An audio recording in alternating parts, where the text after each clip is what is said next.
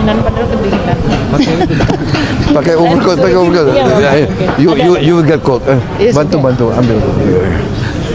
Jadi Momen unik terjadi saat Presiden Prabowo Subianto hendak memberikan keterangan pers usai menghadiri CEO Roundtable Forum di Lancaster House, London, Inggris. Prabowo menunjukkan bentuk perhatian kepada menterinya. Kali ini, perhatian itu ditunjukkan Prabowo kepada Menteri Keuangan Sri Mulyani Indrawati.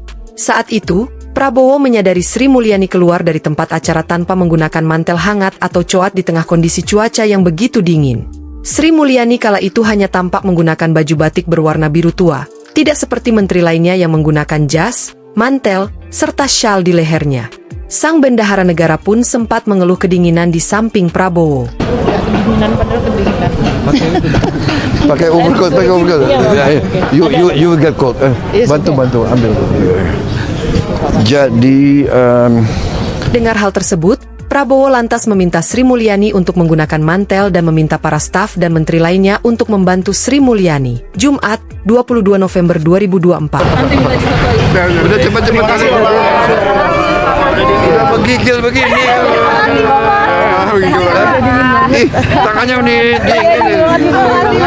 Makasih ya, Pak. Terima kasih ya.